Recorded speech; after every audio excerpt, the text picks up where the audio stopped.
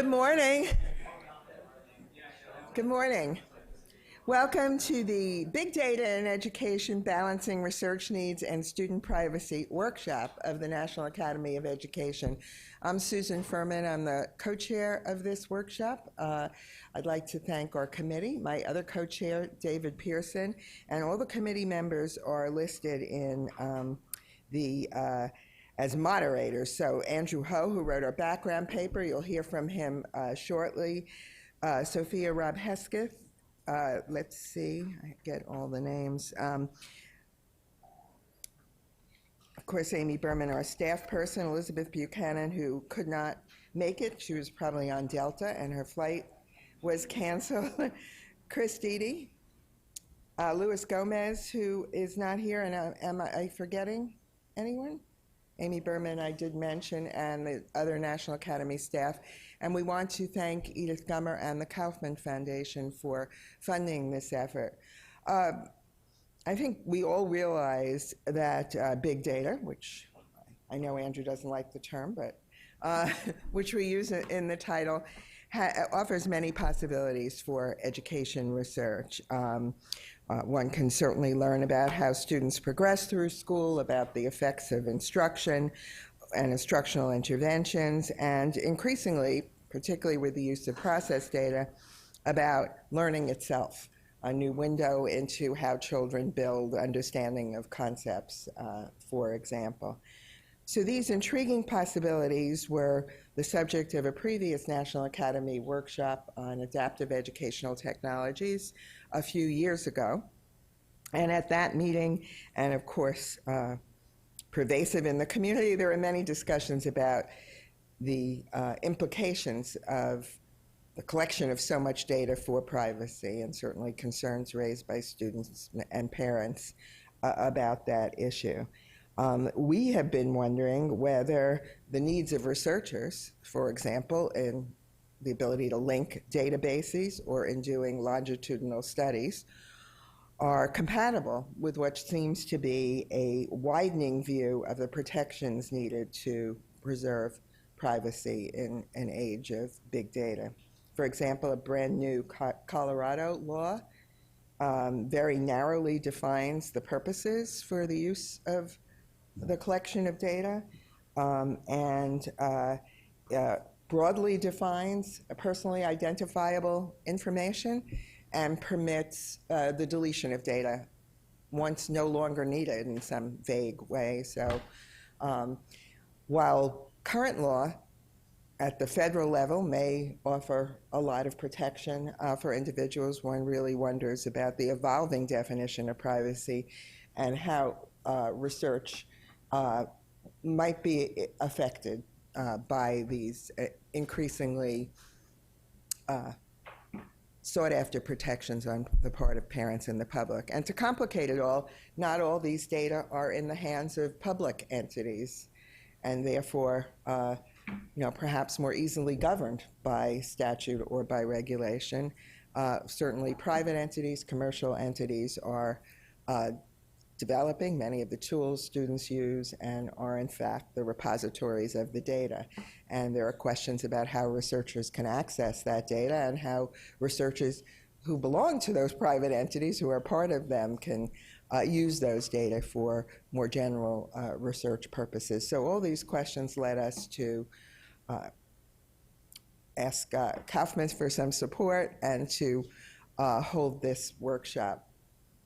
We are delighted that all of you could come, and we're, however, not going to introduce you all until later in the morning till we make sure that the room is fuller. But the bios of the panelists are all in your packet, and later this morning you'll meet the others who are here joining us today. You'll notice that we have a Google Docs page, so you can feel free to comment. There's the address whenever you want, and I know that you can see how to get online here in this building. So with that, Amy, have I done everything that I need to? Thank you. So I'm going to go ahead and turn this over to our first session, which is a presentation of our background paper. So ably done by Andrew Ho of Harvard. Andrew?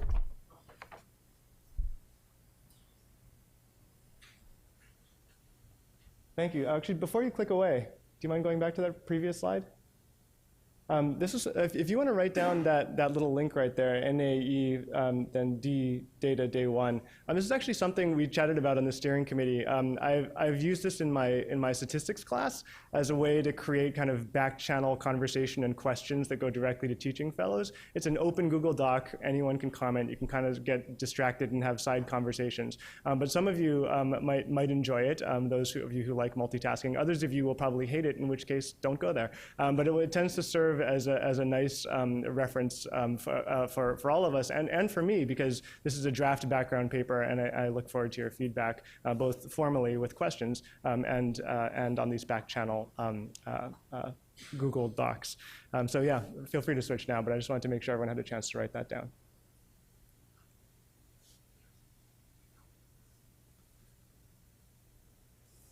And does this clicker work for me? Great.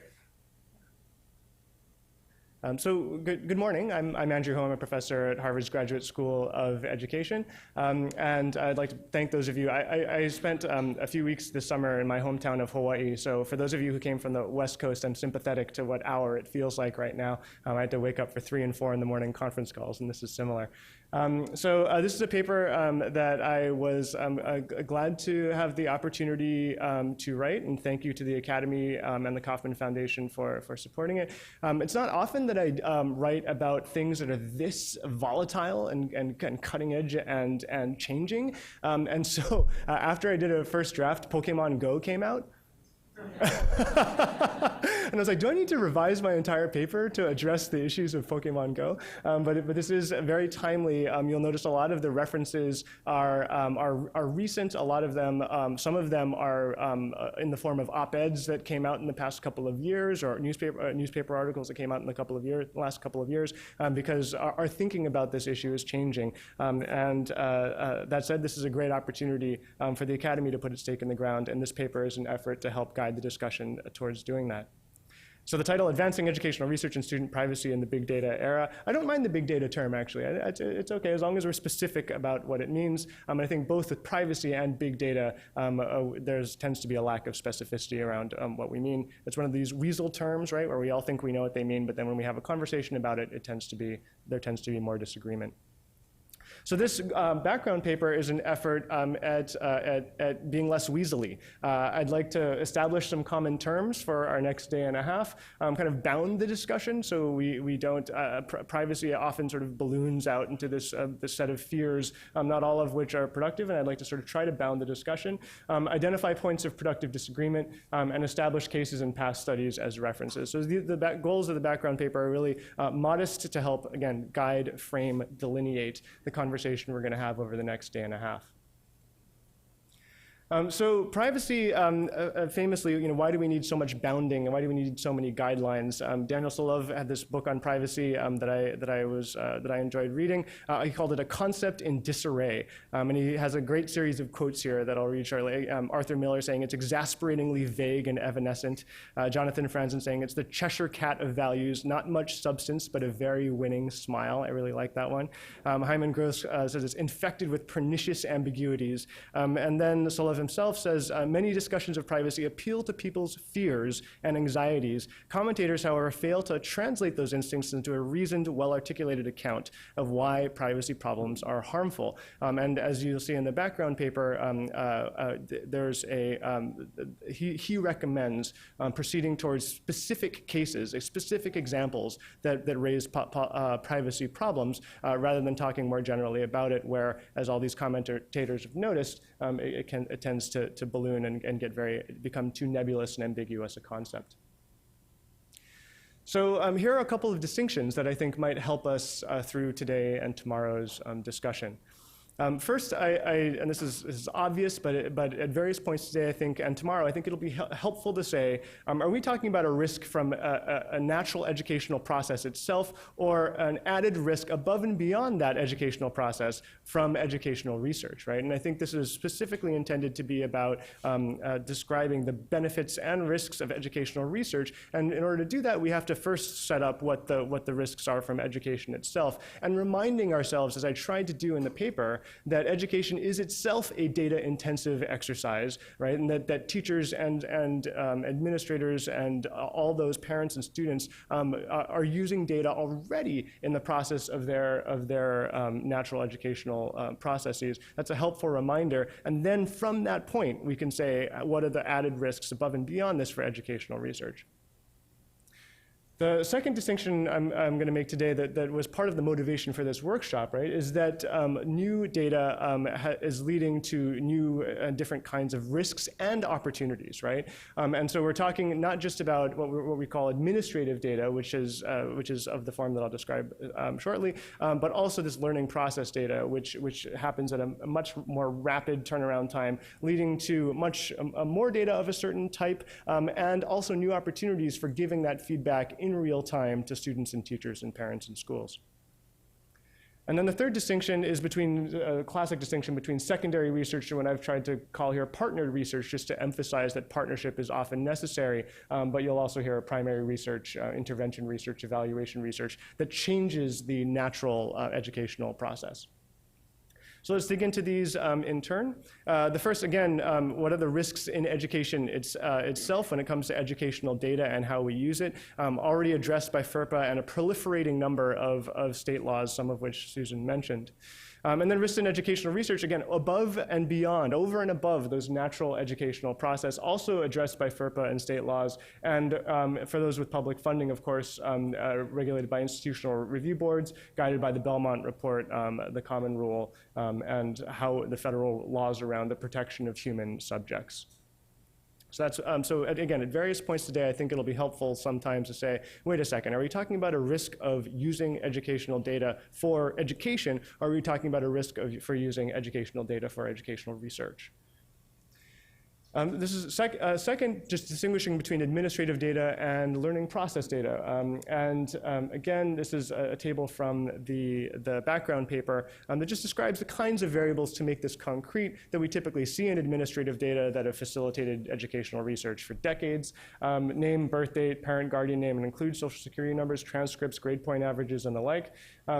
Learning process data, we describe big data, right, by these V's, right? We have volume, variety, and velocity. And velocity is one that learning process data tends to have most of all. Number of clicks, time spent on site, every single click you're making as you're typing in that Google Doc right now, talking about how I'm wrong about everything. That's all of those clicks are being recorded in a server somewhere. That leads potentially to fast feedback and turnaround times that can speed learning.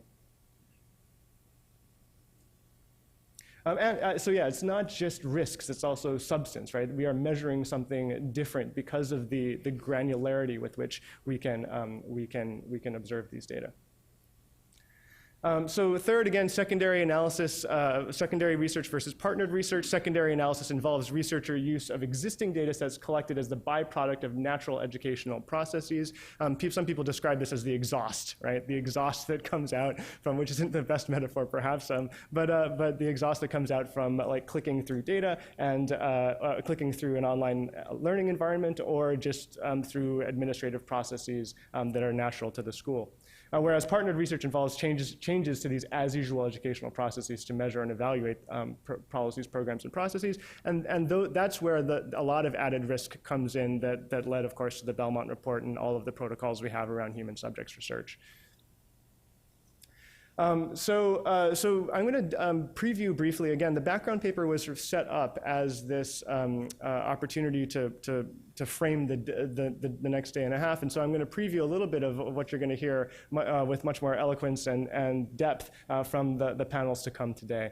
So first, the promise of research using administrative data, because this workshop is really intended to sort of be an opportunity to remind people that research is useful. How do we do this without having a literature review that is the entire corpus of educational research? That was my challenge. But again, the promise of research using administrative data, we happen to be in the 50th anniversary of the Coleman Report right now, which was arguably one of our first and biggest big data exercises. This is what is and what could be in US classrooms and schools. I also highlighted in the background paper some work that my colleague Sean Reardon has done that I've been privileged to be a part of, which is giving us fine-grained information about achievement in US schools at the district level, comparable across states in a way that's never been done before. Again, Sean likes to call this like educational epidemiology, right? Like what is, and then we can from there think about what could be, and use these data for quasi-experimental analyses, for example. Sue Donarski wrote a great op-ed in the New York Times that I described at length in the background paper, making a compelling argument for the use of administrative data. And she mentioned 3 points outside. Why are these partnerships valuable? Outside expertise that benefits the school system, improved knowledge of the state of education, and improved identification of effective initiatives. So partnerships, descriptive research, causal research is one way to think about this. I also, because I thought that the emphasis on partnerships was important here, I think it might be one of the ways that we can ease privacy concerns. I want to highlight in particular one program within the Institute of Education Sciences, one funding stream that's called Researcher Practitioner Partnerships, and I excerpted a table in the background paper just to highlight that, because I think it's therein that we can really see the value of these data, not just for like hit and run use of secondary data, bye-bye, I'm gonna take your data and go publish, you'll see a paper in 2 years that you might not be able to read, versus this, which is partnerships between institutions and practitioners, academic institutions and practitioners that really are about how to use data to affect change. And I just highlighted 5 of these from a list of 30 some odd over the past 4 years, because I think when we talk about research to highlight, strategically it's important to think about not just strategically, but substantively, it's important to talk about partnerships.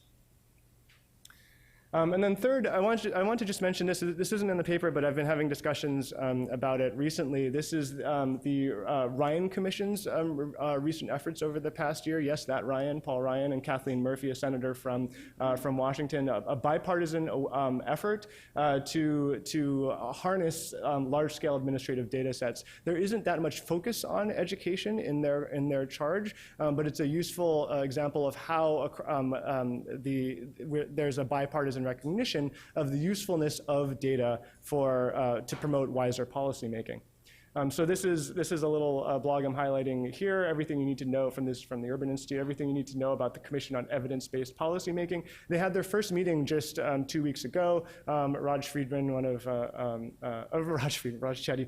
I'm getting all the authors mixed up. Raj Chetty, John Friedman's colleague, it just presented at their first meeting, and they're working through how, again, to harness these data sets, tax data, census data, create linkages across these data. It is clear that, as Susan said, the arc of modern research is bending towards the potential of these large longitudinal linked data sets, right? And those have incredible power for us for research and for policymaking.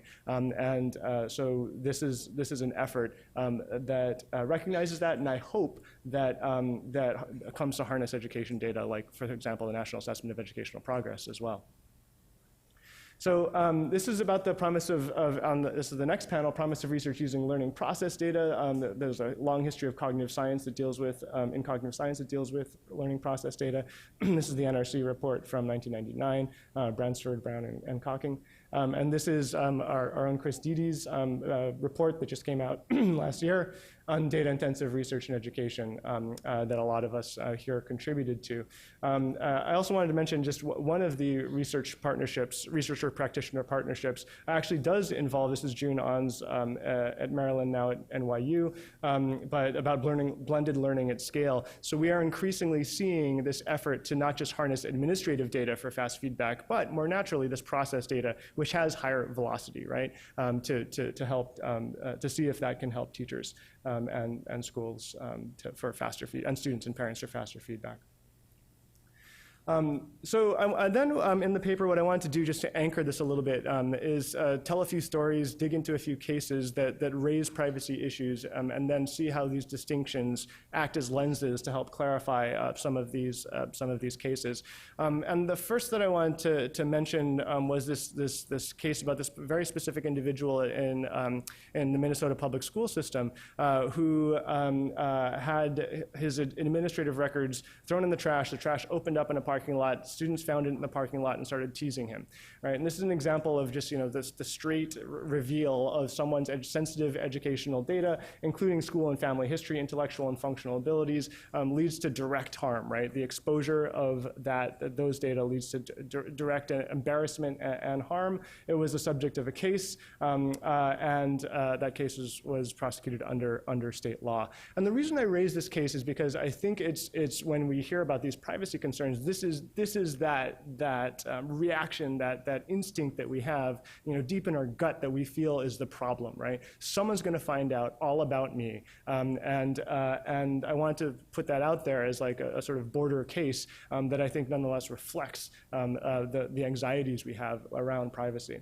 And then I want to sort of step back from that and say, okay, how does this case play out when it comes to privacy issues in educational research, so we can target similarities and contrasts as necessary, not related to research, paper not digital records, direct and demonstrable harm, and since FERPA is about systematic violations, not about particular violations prosecuted under one of the many state laws that continues to proliferate. So this again is a case that I think resonates and yet is very different from the concerns that we are interested in as researchers. So speaking of state laws, I'm not a legal scholar, as you could probably tell by my relative lack of footnotes in the paper. And so I don't claim to be an expert in this, but I did want to provide like a couple of references and resources that I thought would be helpful to you if you want to dig deeper into this, and I found helpful. But there are a series of nice reviews about the, again, rapidly changing and advancing, proliferating state laws around data privacy. Very few of which have directly to do with research, right? Most of them sort of port over their language about research from FERPA itself, but there are, as Susan mentioned, some cases where that line is creeping in a way that might impede research. But this is one of the many pieces, this one's by Amelia Vance, that reviews state laws in depth. And when it comes to these individual breaches and violations, it's the state laws, not FERPA, that govern. And again, this is a good thing, right? On balance, there is a lack of awareness, a lack of implementation, a lack of infrastructure around data. And state laws can increase that awareness and provide the support that schools need to secure these data, and this is a good thing. This is an example of a paper from 2013 that just did a survey of districts and was like, okay, how are you using cloud data? And the answer was haphazardly and insecurely on average, right? And so this, 95% of districts rely on cloud service, but they're poorly understood, not transparent, weakly governed. And so it's from that baseline that these state laws are entering the fray to help to guide schools, provide them the resources they need in order to get better security.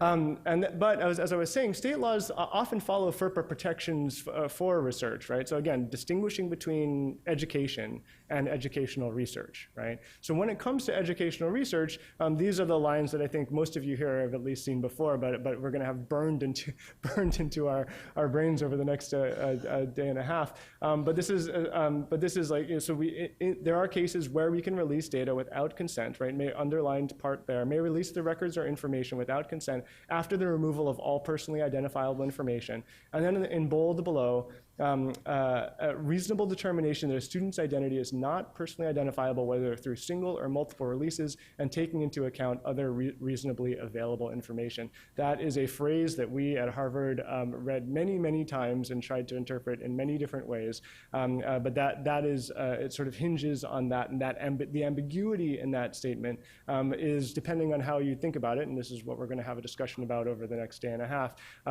either generously allows the academic community and the professional community to determine what reasonable is, or provides pernicious ambiguity that leads to abuse of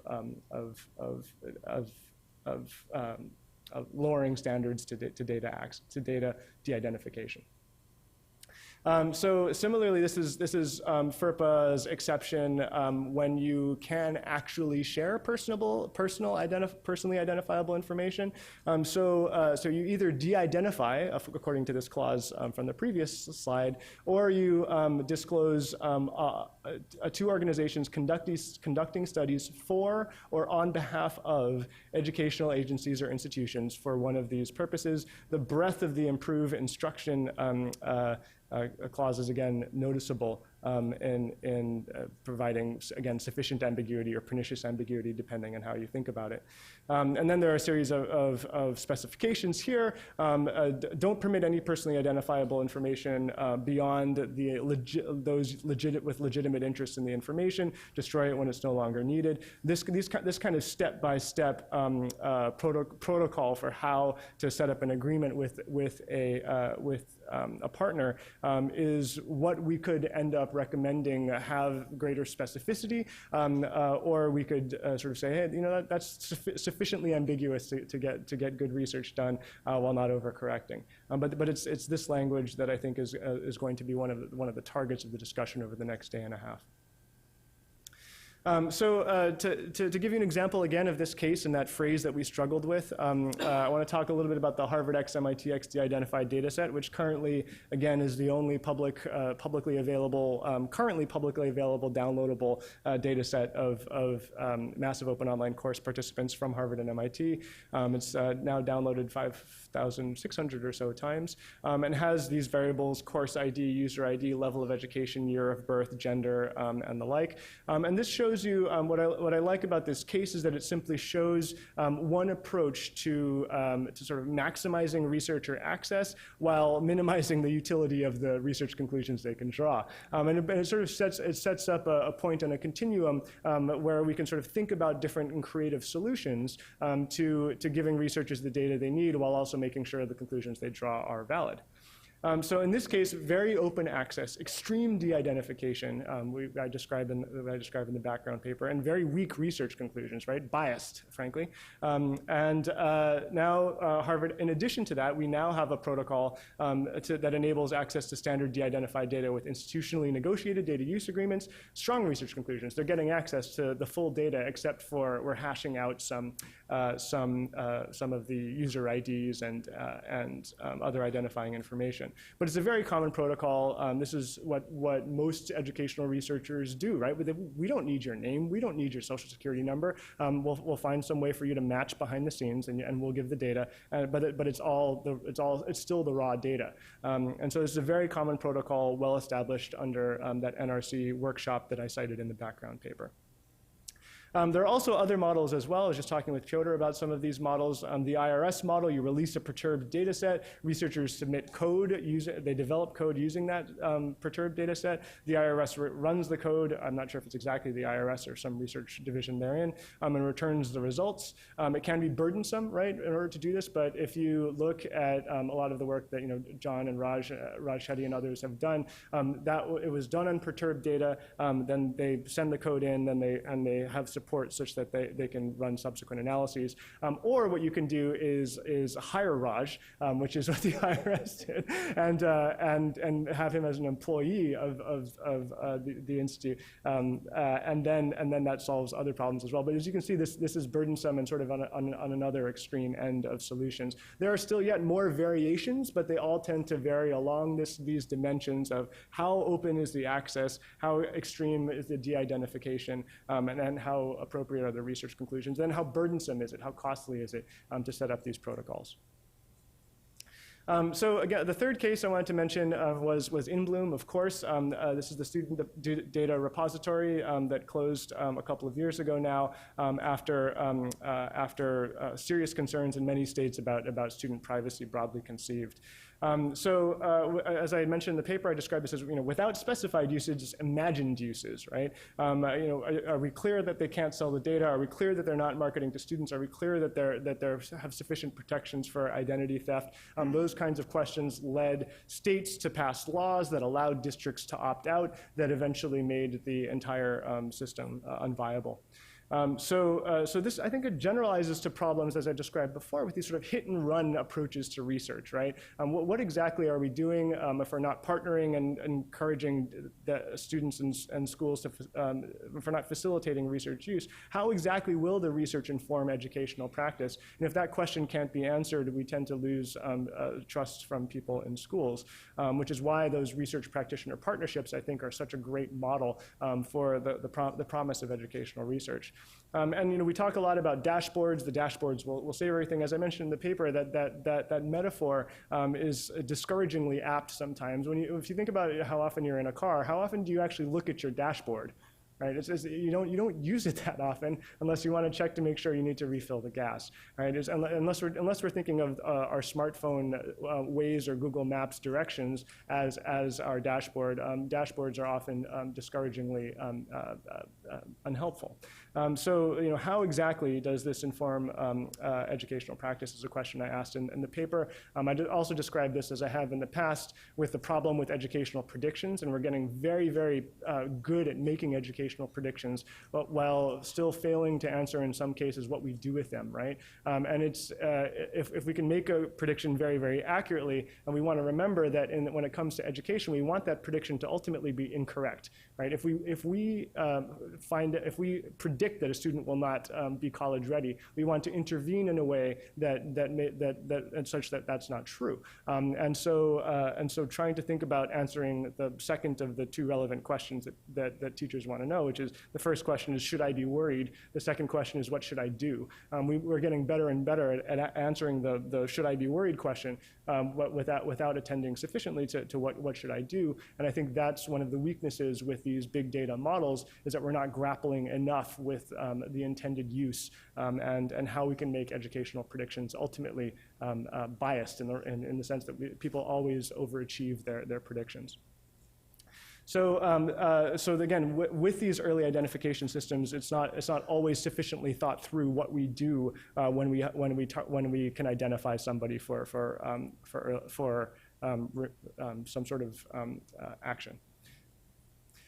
So again, let me just reiterate here, the goals of this background paper: establish common terms, useful distinctions, administrative data versus learning process data, secondary research versus partnered research, bound the discussion so that we always are at least aware of whether we're talking about a privacy risk from education or a privacy risk from educational research.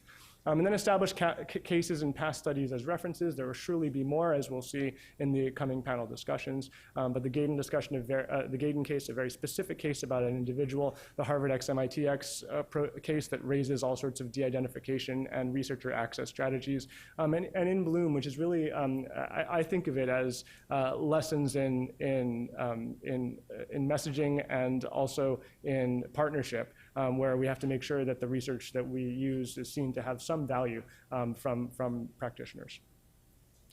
So with that, I close with a series of parallel paths forward, ways to move strategies that we can take in parallel that I leave open for discussion and debate today and tomorrow. Again, reassert the necessity of educational data for everyday educational practice, reaffirm benefits of research partnerships and accessible administrative data sets, reaffirm the legal protections for such research under existing laws. And here I think is where I think correctly some of you noted that I came, after this review, I came up surprisingly optimistic about the wording of current laws and the sufficiency and arguably the appropriate ambiguity that they offer. And I think that's a point that a lot of you will reasonably disagree with me on. And I look forward to talking about whether laws specifically are where we should target our energy to creating more specificity, or whether it's in implementation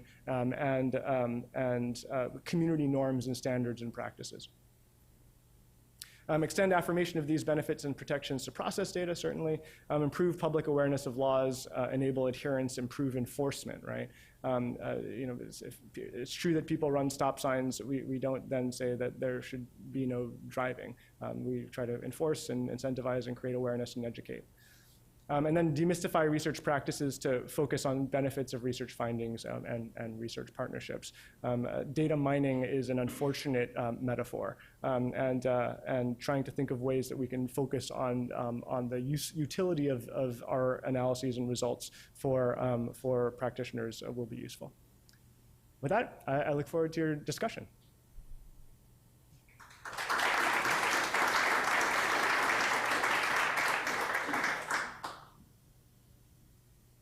Do we have time for? Yeah. Okay, great. 10 minutes for questions.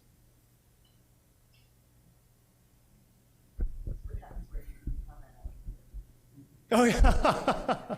Someone feel free to read one of the questions from the Google Doc.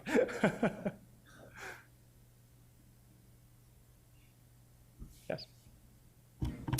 So where do parents and students fit in to these questions about data and research? So, well, let me just leave it with that.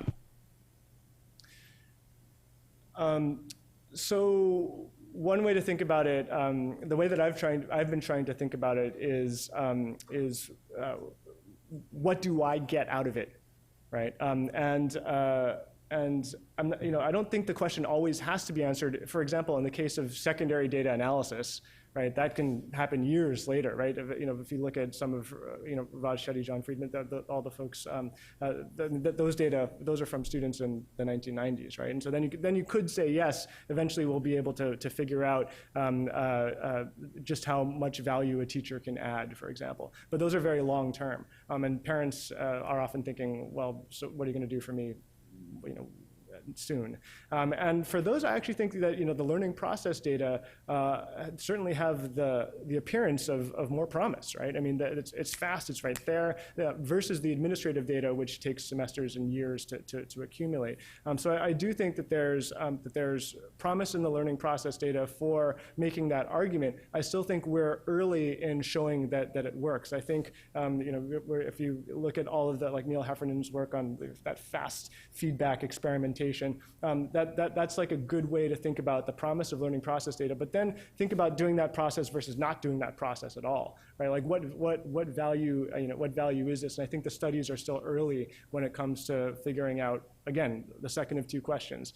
Should I be worried? But then, so what can we do about that? I think that's where we as a research community, through partnerships, can work more closely with parents and students in order to turn that case. But having good examples like researcher practitioner partnerships, I think is useful. Does that answer your question, which I know is deliberately vague? Not exactly, but I'll come back to it. Thanks. Okay. Yeah. Go ahead. Yeah. I guess I'm wondering about Dataverse. Is that the name of the? Yes. Yeah. Mm-hmm. Well, you said the research outcomes from that data have not been so great so far. Can you say more about the nature of the limitations of that data? Oh, sure. And where that comes from? Is it in some case because the data sources are limited in what they're logging? Or is the log data rich enough that if it were made available, there would be interesting outcomes? That's a great question. If that's true, why can't you? It would seem you could release more of the de-identified data of that kind if it were available. Yeah, so we took, to go back, that's a great, if I could go back to the slides.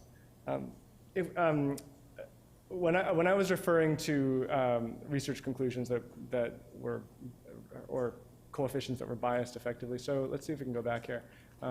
So Dataverse is a data repository for all kinds of data, and so this is nothing about Dataverse. This is just the data set that we happen to upload to Dataverse. So that's the first clarification. That Dataverse is a general data access portal, sorry, here we go. So there are two problems with the data. First, this was a very, very aggregate level data set that it had like one record for each person. So it was in no way I wouldn't even call it process data. It doesn't deserve the term, right? I mean, it was just like an example of like, here are the demographics of people who use MOOCs is basically what it was. So I wouldn't even call it process data, although we sort of summed up across processes. So first, the data were limited because it was just a highly aggregated data set. Second, that aggregated data set was aggregated further because we were taking an extreme view of, in order to release this to effectively the public, we need to make it so that no reasonable person could de-identify it. And with Jim Waldo on our committee, he said, well, a reasonable person is me. and I know that if I can, scrape a bunch of forum posting times off of this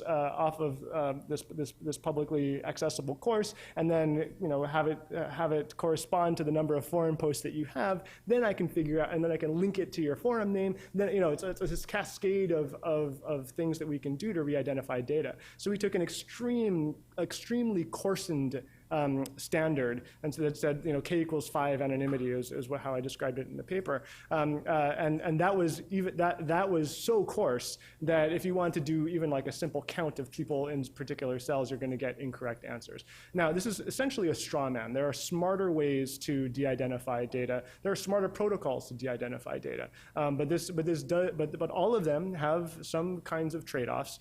You can always ask questions outside the model from which you de-identified, and you'll get biased answers. So none of these all of these are balancing access and trust with perturbations of the data in some way. Does that answer the question? Yep. Right. I just want to remind folks that when they ask questions, it would be most helpful for our recording if you turn on your microphone, okay? And maybe say who you are. That's good too.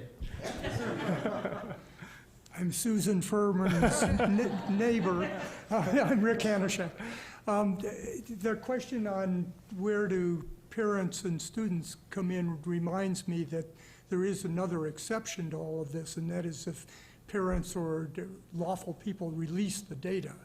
And I think of that in terms of that's how the medical profession deals with HIPAA, which was an outgrowth of FERPA, and that is when you go in to have a procedure, they hand you a very long piece of paper and say, sign this. That's right. I remember going into the emergency room one day for an odd reason, and had time to wait in an emergency room, and they handed me a 3-page paper, which was a description of FERPA, or HIPAA. Mm-hmm. And so I walked up to the receptionist and said, so if I don't sign this, you won't treat me, is that correct? And she says, yes. But it comes up in that lots of programs at the beginning can in fact get permission to use the data, and that's just an aside to all of this. That's how all the negative income tax experiments worked, et cetera, that got permission at the beginning to have access for researchers to the data. That's absolutely right. And you can see that I skipped, you can see my bias towards secondary research here because I skipped over all of that, whereas with partnered research, you do need that informed consent, right? So that's absolutely right. When I was excerpting that FERPA language, that was all around dodging, that's not the right term, right? that was all about cases in which one does not need informed consent. Thank you for that clarification. Up in the back. Hi, Lee Becker, Chief Scientist, Hopera. We've talked a lot about students and parents and such. I'm wondering what rights and limitations are there surrounding teachers, and how do we be responsible as researchers when it comes to not raising the hackles of teacher unions and such? That's a great question. I'm not sure I have an answer for it. I do think that, when I was writing the paper, I sort of talked around this when it came to In Bloom, but certainly around that question of what are you using the data for, lurking under that was teacher evaluation,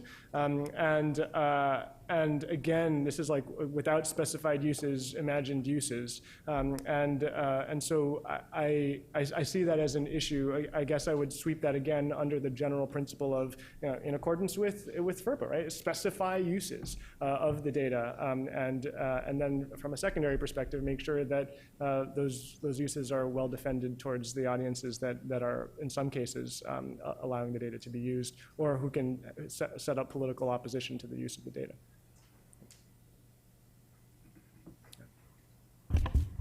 Liz Albro, IES. Thanks, Andrew, for your paper. I thought it was really, really helpful for framing the conversation. So my question is, what would you have written if Pokemon Go had existed 3 months before? So, I was talking about this with Susan too. I have 3 examples. The Gaydon case where the individual information was leaked, the Harvard X, MIT X, and then so de-identification, and then a third case around In Bloom. I think I'm going to add a 4th case, and that's going to be around the Facebook experiment, which, as some of you may remember, was a case where Facebook, as part of what many companies do all the time, did an A/B test where they said, okay, I think it was something like, they described it as like emotional contagion, which is also a very unfortunate metaphor, but they were trying to see if you had more positive posts in your feed, if you would have more positively framed status updates. And so they split everybody in half or some subset in half and said, and then they wanted to publish the findings. They partnered with researchers at academic institutions, went through their IRBs, and to which the researcher said to the IRBs, these are secondary data. They've already been collected. We're just publishing on it, and then published a paper in PNAS, I think. So this is an interesting, relevant case because it brings up the issue of companies that deal directly with students, if indirectly circumventing the schools, and what ethical responsibilities they have, and what kinds of data that researchers will have access to. There was some really interesting discussion around this case, as you might imagine, with an op-ed in the New York Times coming out saying, Facebook, please experiment on us. I'm not sure if you read that one, but I mean, or corporations, please experiment on us, because the idea is that that's how all products improve. That I think it's a little bit too extreme, but the sentiment is yes, and maybe not so different with education, where in order for us to understand how what programs and policies are working, we have to tinker with them from time to time. But I think it's an important case. I'm not sure Pokemon Go specifically is going to enter into it, but maybe you and I can get together and take down a gym over lunch. Can we do one more question, and then we're going to move on to the next panel? All right, my name is Karen Douglas, and I get the last question.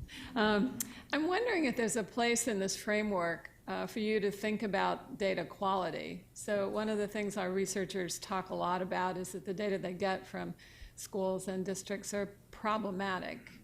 I didn't hear you talk about what our responsibilities are in terms of making sure that these data that are being used for research are actually good. So in the big data discussion, there's volume, velocity, variety, and some people are sneaking in a 4th, which is a veracity, or you can think of it as perhaps validity. Like what's the quality of these data? Arguably behind In Bloom's effort was an effort to their incentive was to raise data quality, right? To have common standards and common definitions. I can speak from my experience as someone who's dealt with terabytes of MOOC, of massive open online course data.